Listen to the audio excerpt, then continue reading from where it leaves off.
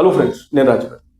Janasena party ఈ కూటమి ప్రభుత్వంలో అలయన్స్లో అధికారంలోకి రాకముందు జనసేన పార్టీ పరిస్థితి వేరు. అధికారంలోకి వచ్చినాక అంటే కూటమిలో అలయన్స్లో అధికారంలోకి వచ్చిన తర్వాత జనసేన పార్టీ పరిస్థితి భిన్నంగా కనబడుతుంది. అధికారంలో లేని సమయంలో జనసేన పార్టీకి పెద్ద ఎత్తున సోషల్ మీడియాలో మాట్లాడే వాళ్ళు ఉండేవాళ్ళు. అలాగే కొంతమంది జనసేన పార్టీ నాయకులు కూడా చాలా బలంగా మాట్లాడారు. అలాగే అధికార ప్రతినిధులు కూడా చీల్చి చెండారే వాళ్ళు ప్రత్యర్థులు. కానీ అధికారంలోకి వచ్చిన తర్వాత వీళ్ళ గొంతులంతా మూగబోయాయా అనే అనుమానాలు వస్తుంటాయి. అసలు జనసేన పార్టీని డిఫెండ్ చేసే వాళ్ళే లేరా అనే అనుమానాలు వస్తున్నాయి. అయితే ఒకరిద్దరు చాలా బలంగా మాట్లాడే వాళ్ళు ఉన్నారు. ఇప్పుడు జనసేన పార్టీ 21 మంది ఎమ్మెల్యేలు గెలుచుకుంది, 2 ఎంపీలు గెలుచుకున్నారు అనే విషయం మనందరికీ తెలిసే. అయితే ఇందులో ఒకరు మాత్రం చాలా బలంగా మాట్లాడతారు. ప్రత్యర్థి పార్టీ అయినటువంటి వైఎస్ఆర్సీపీ అని కాదు, తెలుగుదేశం పార్టీ నాయకులు కూడా ఏదైనా జనసేన మీద రాంగ్ కామెంట్ చేసినా ఉతికి ఆరేసే వాళ్ళు ఒకరున్నారు. ఆయనే జనసేన పార్టీ బాహుబలి బొలిశెట్టి శ్రీనివాస్ గారు, తాడేపల్లిగూడెం ఎమ్మెల్యే బొలిశెట్టి శ్రీనివాస్ గారు. వాస్తవం చెప్పాలంటే జనసేన పార్టీలో రియల్ ఫైర్ బ్రాండ్ ఎవరైనా ఉన్నారంటే అది one and only Bolisetti Srinivas అనడంలో ఎలాంటి సందేహం లేదు. ఎందుకంటే చాలా బలంగా మాట్లాడతాడు. వైఎస్ఆర్సీపీని అయితే బండకేసి ఉతికి ఆరాధిస్తాడు.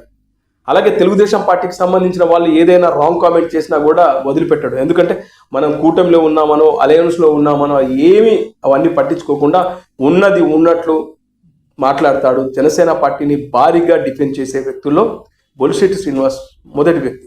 జనసేన, తెలుగుదేశం, బీజేపీ కూటమి ప్రభుత్వం అధికారంలోకి వచ్చిన తర్వాత కొన్ని సందర్భాల్లో బొలిశెట్టి శ్రీనివాస్ గారు చాలా బలంగా మాట్లాడారు. ముఖ్యంగా తెలుగుదేశం సంబంధించినటువంటి నాయకులు కానీ వాళ్ళ ఎమ్మెల్యేలు కానీ వీళ్ళు అధికారులను ప్రభావితం చేస్తున్నారు, జనసేన పార్టీకి సంబంధించిన ఎమ్మెల్యేలను కూడా పట్టించుకోవట్లేదు, నాయకులను అయితే పురుగుల్లా చూస్తున్నారు అనే ఒక సెన్సేషన్ కామెంట్ కూడా చేయడం జరిగింది. మేము కూటమిలో ఉన్నామని అన్ని భరిస్తున్నామనుకుంటే పొరపాటు, మాకు గనక తిక్కెరేగిందంటే అది వేరే లెవెల్లో ఉంటుందనే కామెంట్ కూడా బొలిశెట్టి శ్రీనివాస్ గారు చేశారు. అయితే ఈ ప్రస్తావన ఎందుకంటే రీసెంట్గా ఆయన ఒక కామెంట్ చేశారు. తమిళనాడులో విజయ్, టీవీకే పార్టీ విజయ్ ఘన విజయం సాధించారు. విజయ్కిను పవన్ కళ్యాణ్కు పోలిక పెడుతూ రకరకాల ట్రోలింగ్స్ అనాలిసిస్ చేస్తూ ఉన్నారు. అరే బాబు, తమిళ పాలిటిక్స్ వేరు, అక్కడ పరిస్థితులు వేరు, ఆంధ్రప్రదేశ్ పాలిటిక్స్ వేరు, ఇక్కడ పరిస్థితులు వేరు. ఆంధ్రప్రదేశ్లో కుల రాజకీయాలు ఉంటాయి, తమిళనాడులో సినిమా స్టార్స్ని దేవుళ్ళలా చూస్తారు, అక్కడికి ఇక్కడికి చాలా చేంజెస్ ఉంటాయి. ఇప్పుడున్న డిఎంకే కానీ అన్నా డిఎంకే కానీ సినిమా నటులు పెట్టినటువంటి పార్టీ. ఇప్పుడు టీవీకే అధినేత విజయ్ కూడా సినిమా నటుడే, ఆయన పెట్టిన పార్టీ. అక్కడ సినిమా మూలాలున్న వాళ్ళకే అక్కడ అధికారం వచ్చే అవకాశాలు ఎక్కువగా ఉంటాయి. అక్కడ కమల్ హాసన్ కూడా సినిమా నటుడే పార్టీ పెట్టాడు, విజయకాంత్ కూడా సినిమా నటుడే పార్టీ పెట్టాడు, రేపు మరో నటుడు కూడా సినిమా వాళ్ళే పార్టీలు పెడతారు. అక్కడి పరిస్థితులు వేరు, ఇక్కడ పరిస్థితులు వేరు అని ఈ సన్నాసులకు తెలుసో తెలియదు కానీ ఈయన బొలిశెట్టి శ్రీనివాస్ గారు అయితే గట్టిగా ఇచ్చి పారేశారు. ప్రతి దానికి మేక ఈయన కూడా పవన్ కళ్యాణ్ గారిని ట్రోల్ చేస్తారు.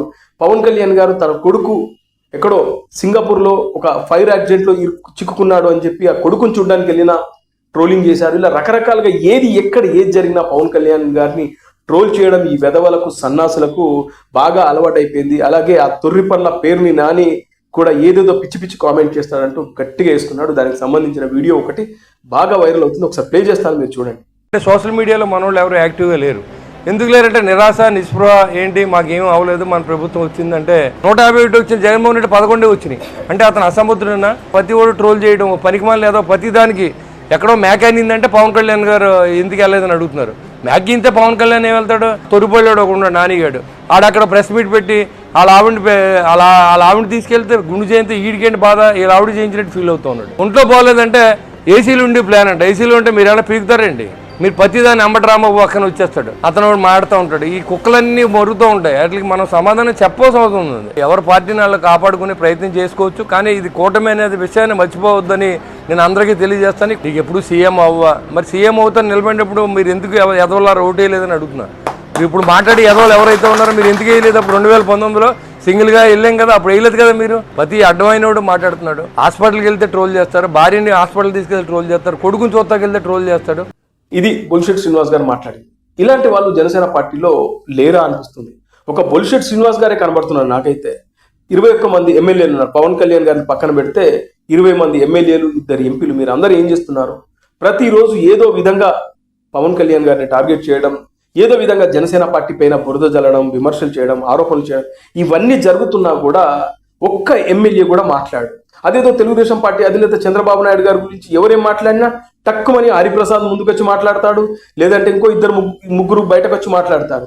అసలు మీరు పవన్ కళ్యాణ్ పెట్టినటువంటి జనసేన పార్టీలో ఉన్నారా, లేకుంటే చంద్రబాబు నాయుడు గారు పెట్టినటువంటి తెలుగుదేశం పార్టీలో ఉన్నారా అర్థం కాని పరిస్థితిలో ఉందని చెప్పేసి జనసేన పార్టీకి సంబంధించిన కార్యకర్తలు, పవన్ని అభిమానించే వాళ్ళు పెద్ద ఎత్తున గగ్గోలు పెడుతున్నారు.